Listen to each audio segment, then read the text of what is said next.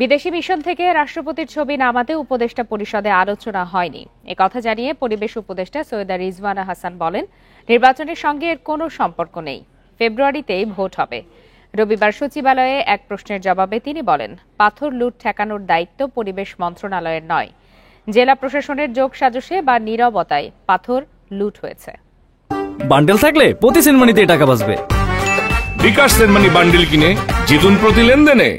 বিদেশের অনেক মিশন ও দূতাবাস থেকে রাষ্ট্রপতির ছবি অনেক আগেই সরিয়ে ফেলা হয়েছে। বাকিগুলো থেকেও সরাতে সরকারের পক্ষ থেকে মৌখিক নির্দেশনা দেওয়া হয়েছে বলে খবর আসে গণমাধ্যমে। ভোটের আগে এমন সিদ্ধান্ত নিয়ে প্রশ্নের উত্তরে পরিবেশ উপদেষ্টা জানান, এ নিয়ে উপদেষ্টা পরিষদে কোনো আলোচনা হয়নি। কোন মন্ত্রীর ঘরে কোন ছবি থাকবে তো এটা আমি বলতে পারবো না। আর কোনো লিখিত কোনো কাগজ যদি সরকারি পর্যায়ে সকল মহলের সিদ্ধান্ত হলে ওটা তখন লিখিত থাকতো। তো এটা হয়তো কোনো যেটা আমি আপনার মতন পত্রিকায় পড়েছি বলতে পারছি না, বাট এটার সাথে নির্বাচনের যে কোনো সম্পর্ক নাই।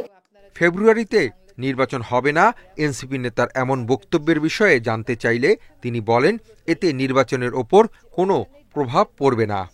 প্রধান উপদেষ্টা মহোদয় নিজে ক্লিয়ার করেছেন, এরপরে বিভিন্ন রাজনৈতিক দলের তাদের নিজস্ব হিসাব নিকাশ আছে, তাদের নিজস্ব রাজনীতি আছে।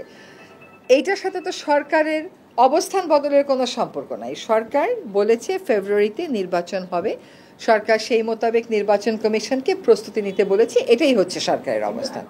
ভোলাগঞ্জের পাথর লুটে সর্বদলীয় ঐক্য ও প্রশাসনের যোগসাজশ দেখছেন পরিবেশ উপদেষ্টা। তবে এর প্রতিবাদে গত কয়েকদিনে যে রাজনৈতিক ঐক্য গড়ে উঠেছে তা ধরে রাখার উপর গুরুত্ব দেন তিনি।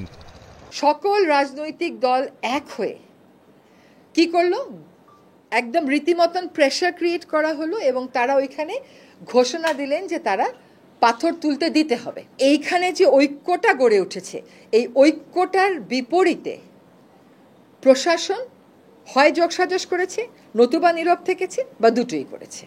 এবং সেজন্য প্রশাসনের ব্যাপারে আমরা ব্যবস্থা নেব কিনা দ্রুতই দেখতে পাবেন। পাথর লুটে জড়িতদের দৃষ্টান্তমূলক শাস্তি দেওয়ার কথা জানিয়ে তিনি বলেন, ভবিষ্যতে কেউ আর পাথর লুটের সাহস দেখাবে না।